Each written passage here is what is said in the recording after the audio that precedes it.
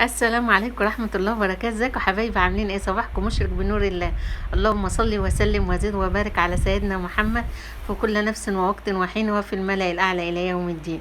صباحكم خير، صباحكم لبن حليب، صباحكم كده يا رب. ربنا يجعله طيب مبارك عليكم، اللهم امين يا رب. وعلى حبايبكم. هنا معايا شنطتين يا حبايبي، كل شنطة فيها نص كيلو من ورق العنب. يلا لو ما لحقتيش تفرزيه الحقي فرزيه، زي ما تبقيش زي اختك كده واتاخرت فيه، بس هنلحق ان شاء الله. هنا يا حبايبي بوريكي ان هو لازم تجيبي الورقه الطريه، يعني احنا كمننا نعتبر في اخر الموسم، فحاولي على قد ما تقدري. انا نسيته والله، يعني ما كانش قصدي ان انا اتاخر قوي كده. انت امسكي الورقه وانت لسه عند الست اللي بتشتري منها، تشوفيها تطبقها في ايديكي كده. لو لقيتيها بتطبق تتفرد تاني، معنى كده ان اللي هتخزنيه وهيبقى ان شاء الله معاكي جميل ويفضل طري. لو لقيتيها ناشفه معاكي ما انصحكيش تجيبيه من الاساس، لان مش هيبقى حلو معاكي في الاكل ولا في العمايل. كده يا حبايبي بنجيبه وما نغسلوش ولا اي حاجه. بنقوم جايين ماسكين مقص وقاطعين العنق بتاعه دوت، ورصينه على قد ما نقدر فوق بعض. اهم حاجه الرصه تكون متساويه. لو انت بالك طويل وعايزه تحطي صغير لوحده والكبير لوحده معاكي، بس انا لا، ما انا مش معاكي في الفكره دي. انا قلت لكم، انا قعدت اهو اترصيت اهو يا حبايبي، وجبت ورق استرتش كده، وهقوم جايه لفافي. ما عندكيش زي السنه اللي فاتت انا عاملاه معاكي في ورق الكراسه ولا جراله اي حاجه. احنا طبعا في نهايه السنه لو عندك ورق كراريس متوفره، عندك ورق رسم، اي حاجه من دي فضل ونعمه، هتلفيه فيه وتقومي حطاه جوه كيس تلاجة ولا هيجراله اي حاجه، وهيقعد معاكي لعند الموسم الجاي ان شاء الله. تكليف الف انا يا رب.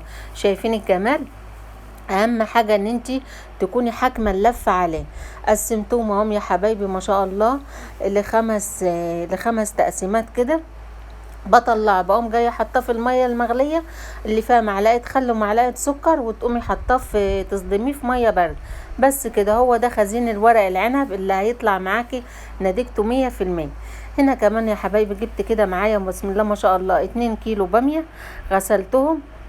شايفين يا حبايبي؟ وبتحاولي كده على قد ما تقدري وانتي قبل ما تقمعيها ان انتي تغسليها.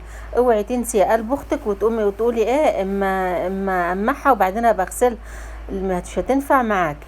لازم نغسلها الاول ونسيبها نصفى من ميتها خالص. شايفه الجمال؟ الكبيره بتقومي شقها شقه بسيطه كده من النص، ما بتقسميهاش.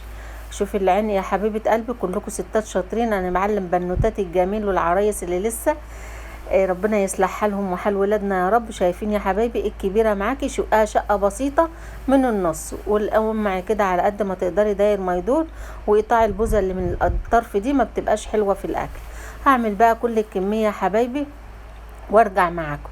شايفين يا حبايبي؟ خلصت الكميه اهو كلها بسم الله ما شاء الله. شايفين يا حبايبي؟ اهوت قمت جايه سايباها في المصفى زي ما هي، اتشمعت خالص ما فيهاش ولا نقطه ميه. في الوقت ده بقى يا حبايبي على عين البوتاجاز اكون جايبه حله كبيره وغاليه فيها ميه، احط فيها كده معلقه بسيطه من الخل ومعلقه سكر، وانزل كده معايا يا حبايبي معلقه سكر. ما بتحطيش ملح، اوعي تنسي وتحطي ملح، ده سكر. السكر بيحافظ على اللون بتاع الحاجه ويخليها نفس الخضار معاكي بسم الله ما شاء الله. هجيب ليمونه كده يا حبايبي واقطعها كده طرنشات، واقوم حطها معايا في ميه السليق، وما بنخلص سليق بنستغنى عنها عادي خالص. شايفين يا حبايبي الباميه بسم الله ما شاء الله؟ اسقطها بقى معايا كده في الميه المغليه، واكون محضره معايا ميه يا اما من التلاجة، يا اما ما عندكيش ميه ساقعه حطي قطعه تلج كده في الميه. اهم حاجه تبقي محضره جنبك الميه الساقعه او الميه اللي فيها تلج. شايفين يا حبايبي؟ مجرد ما بتقوم تغلي بنقوم جايين طافيين عليه. شايفين انا خدتها تقليبه لسه ما غلتش ازاي؟ حاولي باي مقصوصه اي حاجه كده تغرزيها بحيث كلها ما شاء الله يكون طايله الميه المغليه. اول ما الميه بدات تقوم غليان هقوم سقطها في الميه في الميه اللي فيها تلج او الميه الساقعه. المتوفر عندك فضل ونعمه يملى بيوتكم خير وستر ورضا وراحه بال من الرحمن، اللهم امين. طبعا يا حبايبي كل واحده عارفه مقدار بيتها ومقدار وجبتها، فبتحاولي تقسمي على قد احتياجاتك واحتياجات اسرتك وعدد الافراد. كل ده بيفرق معاكي في الوجبه اللي هتعمليها.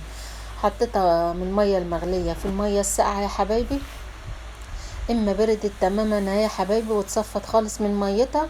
اهم حاجه تبرد خالص، اوعي تستعجلي وتعبيها قبل ما تبرد.